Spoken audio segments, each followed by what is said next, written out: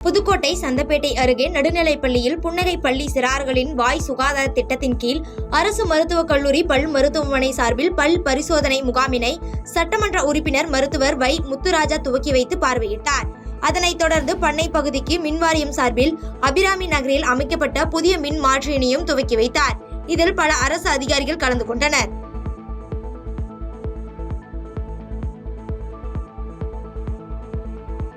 கிருஷ்ணகிரி மாவட்டம் போச்சம்பள்ளிக்கு இன்று வருகை தந்த சட்டமன்ற எதிர்க்கட்சி தலைவரும் அதிமுக பொதுச் செயலாளர் எடப்பாடி பழனிசாமி இன்று திருப்பத்தூர் செல்ல வேண்டி போச்சம்பள்ளி வழியாக வந்தார்.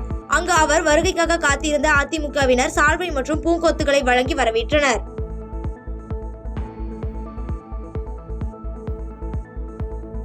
கள்ளக்குறிச்சி மாவட்டம் கல்வராயன் மலை அடிவாரத்தில் கச்சிராபாளையம் பகுதியில் நிகழ்ச்சிக்காக சென்ற எம்எல்ஏ திடீரென காரில் இருந்து இறங்கி வேளாண்மை துறை கட்டிடத்திற்குள் நுழைந்து மரக்கன்றுகளை அறிவு செய்தார்.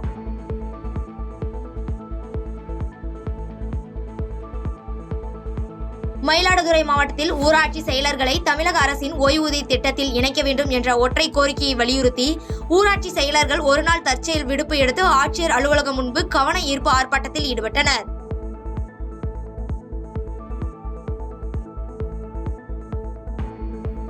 நீலகிரி மாவட்டத்தில் உங்களை தேடி உங்கள் ஊரில் என்ற திட்டத்தின் கீழ் கூடலூர் ஊராட்சி ஒன்றியம் கோடமுலா ஊராட்சி ஒன்றிய துவக்கப்பள்ளியில் பள்ளி மாணவ மாணவிகளுக்கு வழங்கப்பட்டு வரும் முதலமைச்சரின் காலை உணவு திட்டத்தின் மாவட்ட ஆட்சித்தலைவர் லட்சுமி பவ்யா தண்ணீர் நேரில் பார்வையிட்ட பின்னர் 60 லட்சம் ரூபாய் மதிப்பீட்டில் கட்டப்பட்டு வரும் சமுதாய நலக்கூட கட்டுமான பணிகளை ஆய்வு மேற்கொண்டார்.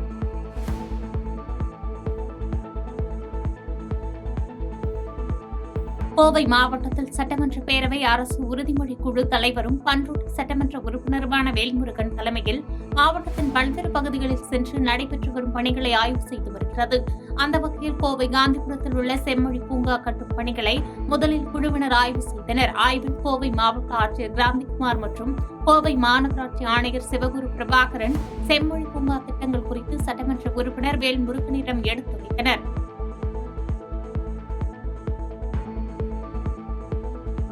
திருவண்ணாமலை மாவட்டம் செங்கத்தை அடுத்த மேட்டூர் பகுதியைச் சேர்ந்த கோவிந்தராஜ் மகன்கள் நேற்று இரவிலிருந்து காணவில்லை என தேடி வந்த நிலையில் காலையில் குப்பணத்தம் அருகே அகிலேஸ்வரனின் உடலை ஆற்றின் ஓரம் கண்டெடுக்கப்பட்ட நிலையில் மற்றொரு குழந்தையான கதிரேசனை பல மணி நேரம் தீயணைப்புத் துறையினர் தேடி வந்த நிலையில் கதிரேசன் உடலையும் கண்டுபிடித்து பிரேத பரிசோதனைக்காக செங்கம் அரசு மருத்துவமனைக்கு அனுப்பி வைத்துள்ளனர்.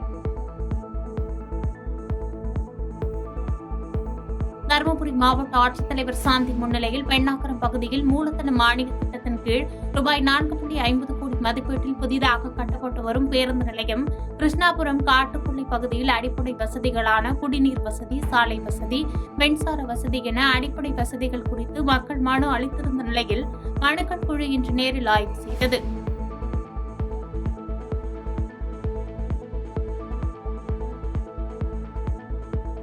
திருப்பத்தூர் மாவட்ட ஆட்சியர் அலுவலக வளாகத்தில் தமிழ்நாடு ஊராட்சி செயலாளர்கள் சங்கம் சார்பில் கவன ஈர்ப்பு ஆர்ப்பாட்டம் மாவட்ட தலைவர் ராஜமாணிக்கம் தலைமையில் நடைபெற்றது. இதில் ஊராட்சி செயலாளர்களை தமிழக அரசின் ஓய்வூதிய திட்டத்தில் இணைக்க வேண்டும் என்ற ஒற்றை கோரிக்கையை வலியுறுத்தி கவன ஈர்ப்பு ஆர்ப்பாட்டம் நடைபெற்றது.